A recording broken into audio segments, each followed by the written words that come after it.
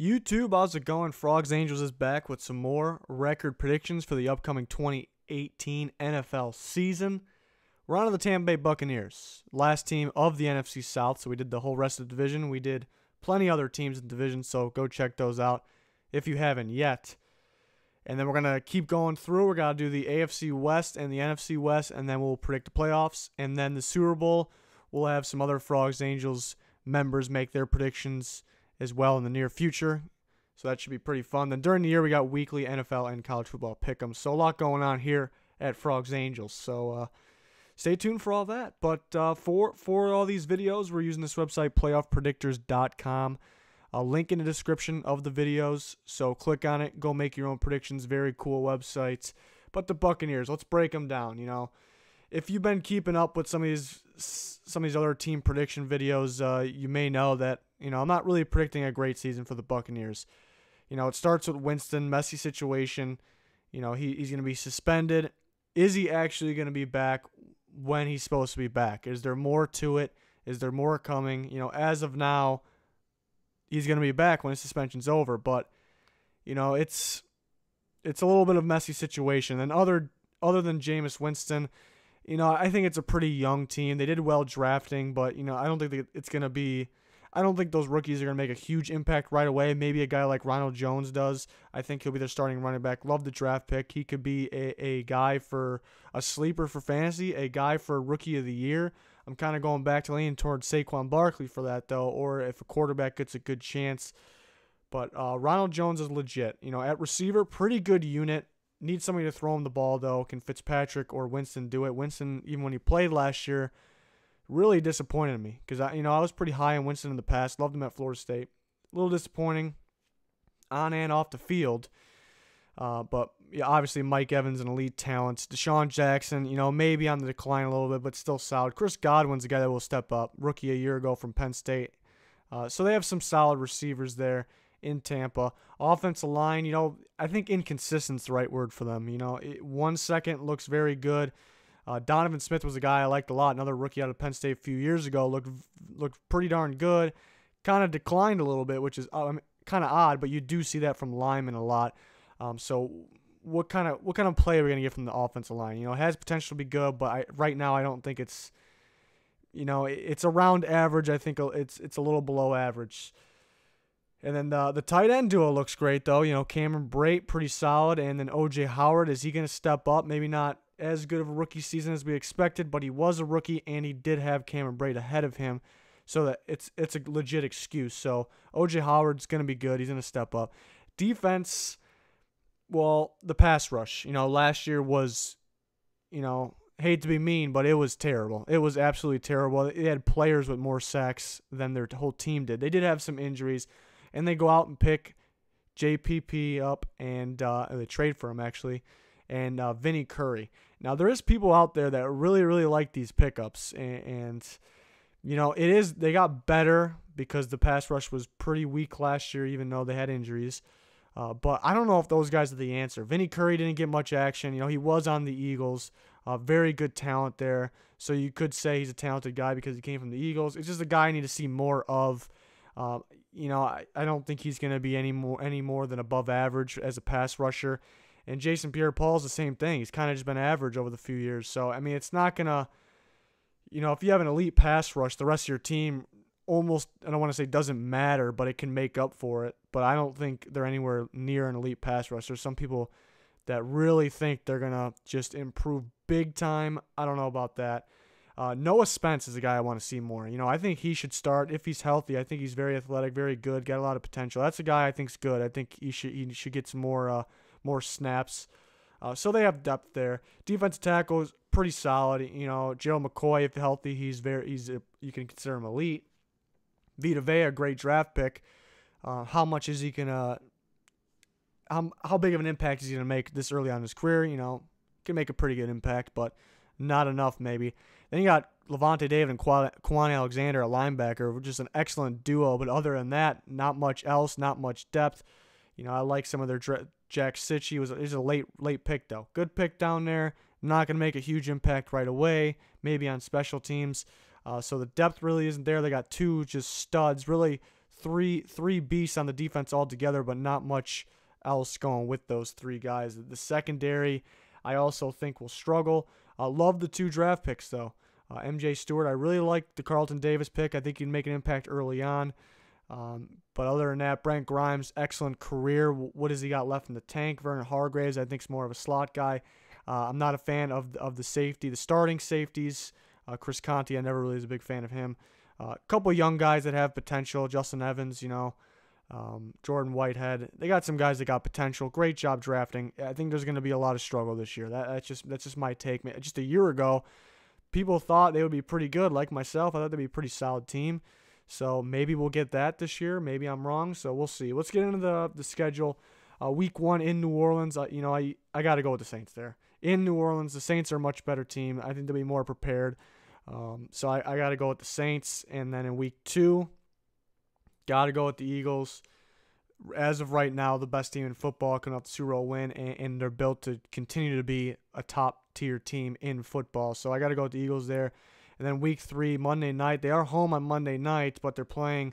It's a tough draw here. They got a tough schedule. So that's just, I guess, disappointing how that started off here. But I got to go with Steelers. Too much offense for them. They'll air it out. And then week 4 against the Bears, looking at the Bears past few years, that's definitely a winnable game. They did very well against the Bears last year, but I think the Bears are much improved. Honestly, don't think the Buccaneers are improved. They're set better for the future than they were last year, but for right now, the Bears got much better, and it's in Soldier Field. It's a tough place to play. I'll take the Bears, but that game can go either way. Week 5, bye week. Week 6 is in Atlanta. Division game. Falcons at home. Much better. I got to go with Atlanta. Week 7, I gave them the win here against the Browns. You got to believe they can win this game at home. The Browns, pretty darn good team on paper. Depends on their decision-making, play calling, who's at quarterback. Well, I don't know if it really matters who's at quarterback. I think 2 solid ones there. But the Browns' secondary maybe could struggle early on, so the Buccaneers could have a day there. Hopefully Winston's back. Week 8 in Cincinnati. I had Cincinnati winning this one. I think it's a sleeper team. Kind of depends on their coaching, decision-making, all that, play calling as well. But I think the Bengals got a pretty solid roster. There's no reason why, I'm not expecting them to contend or not even anywhere near that really, but there's no reason why they shouldn't win the games or possibly sneak in as a wild card. So taking the Bengals there. Week 9 in Carolina, another division game. I think the Panthers will be a pretty solid team again this year. I will take the Panthers in that one. Week 10, home against Washington. This is tough. Only 1 win right now. That's tough. I mean, it's kind of hard to see, but at the same time, tough schedule. I think it'll be rough. I think they're developing some players. They got a messy situation with Winston. I think the Redskins got them there. That could go either way as well. Week 11 in New York. They could slow down Saquon. Maybe they're able to stop the run, but in New York, the Giants are a sneaky team. I think could sneak into the wild card. I'll take the Giants in that one. Home against the Niners. I actually will take the Buccaneers in this one. Home game.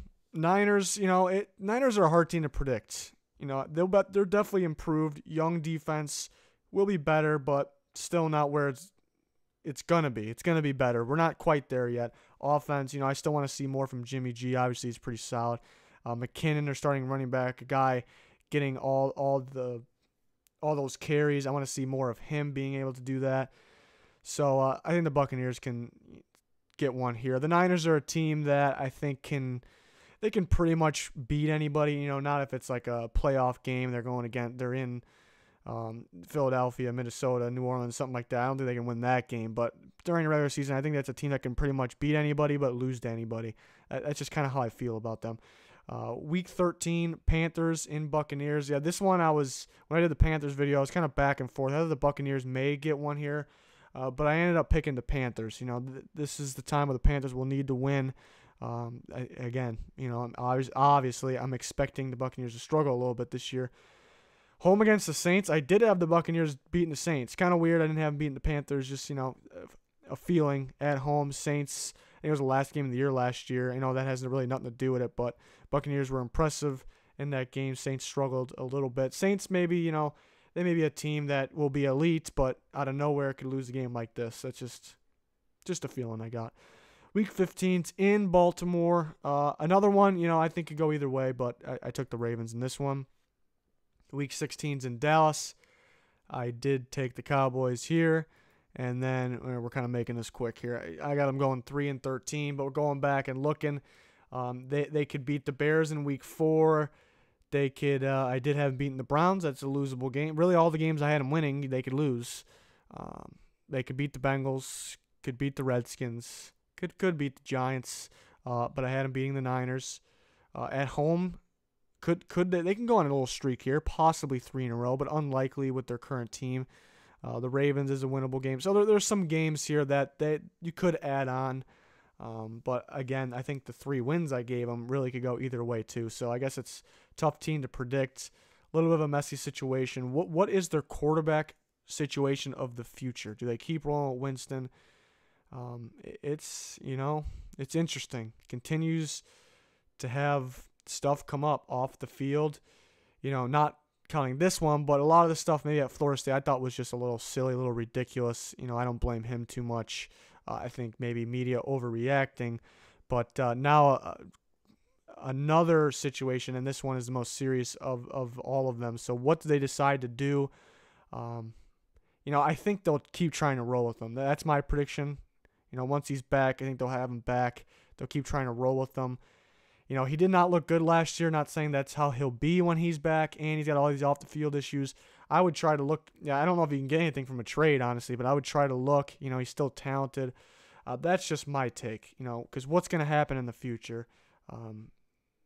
Everyone has their expectations, but it's a messy situation right now. It could clear up. Again, Ronald Jones, a guy I'm really looking forward to watching this year. I like him on that team. A guy that'll grow and be their starting running back for a while, I think. I think he can do multiple things. Sleeper for fantasy, wild card for rookie of the year possibly. He should get the touches. But that'll do it for this one. Subscriber goal is 10K subscribers, so please click that subscribe button if you haven't already, and click that like button as well to help us out. That'd be much appreciated, but that'll do it for this one. Stay tuned for more prediction videos, and then weekly pick'ems during the year. A lot of fun stuff on the way. But that'll do it. Thanks for watching. Goodbye.